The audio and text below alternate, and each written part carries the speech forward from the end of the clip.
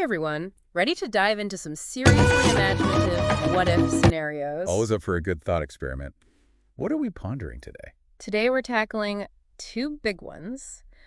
What if we could, breathe underwater?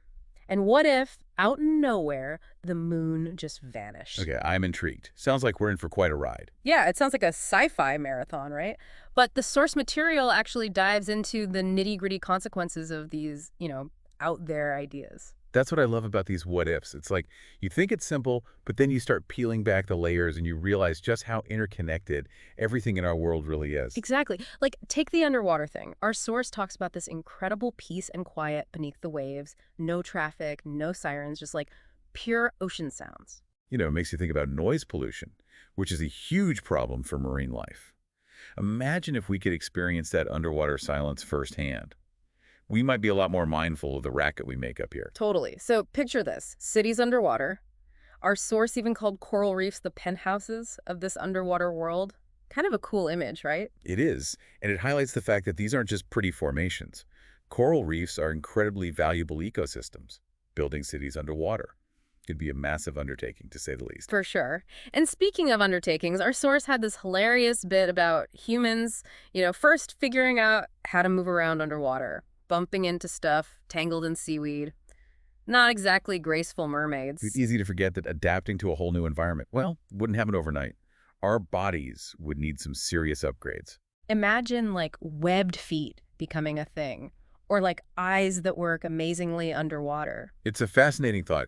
Evolution is a powerful force, but it takes time. It does make you wonder, though, what would underwater sports be like? Like underwater Olympic Games. Imagine swimming with dolphins, intense water polo matches. That raises some ethical questions, though, right? Involving animals in our events, especially in their own habitat. It's something we'd have to consider very carefully. Absolutely. Okay, we've got to switch gears here for a sec. Let's talk about a world without a moon. This one's surprisingly impactful. It's easy to think of it as just losing a pretty sight in the night sky, but trust me, the moon's absence, it'd be way more than just a dark night.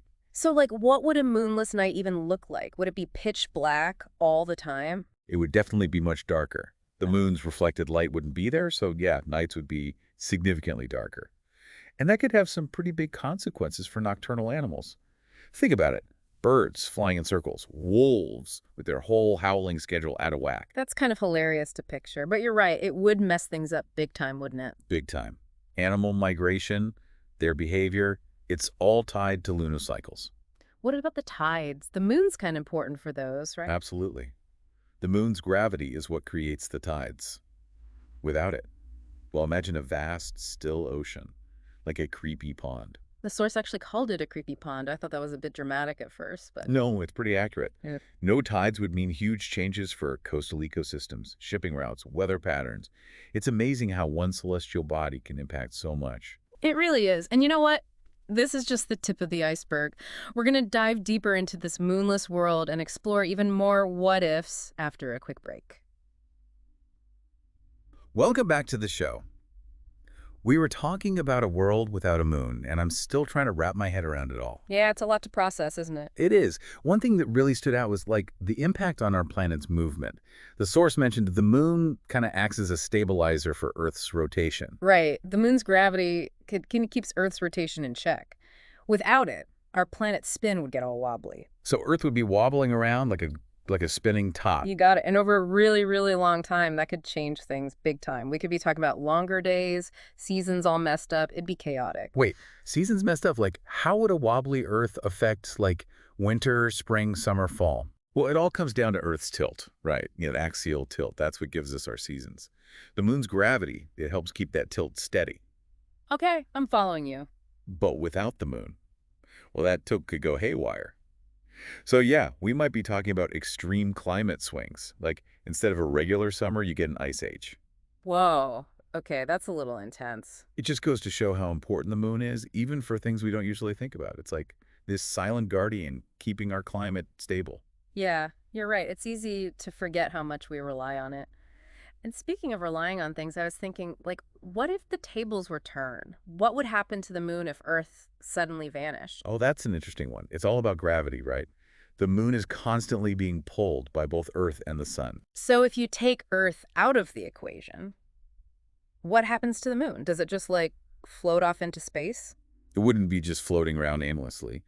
The sun's gravity is still a major player. Mm. So the moon might get pulled into the sun, or it might become what they call a rogue satellite, just wandering through space. A rogue moon. That's kind of like poetic, don't you think? This celestial body that's been with Earth for like forever suddenly set adrift. It is. It's like a reminder that, everything's connected in this vast universe. And that even something as constant as the moon can be, well, not so constant after all. Exactly. And you know what? That kind of leads us to another interesting point. Our source talked about the emotional impact of a moonless sky. It's not just about science. It's about how we connect with the natural world.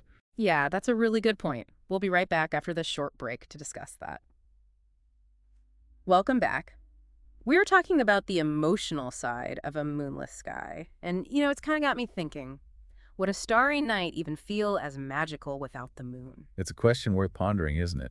We're so used to the moon being a part of our night sky. Right. Like imagine those classic moonlit walks, the stories we tell about the man in the moon.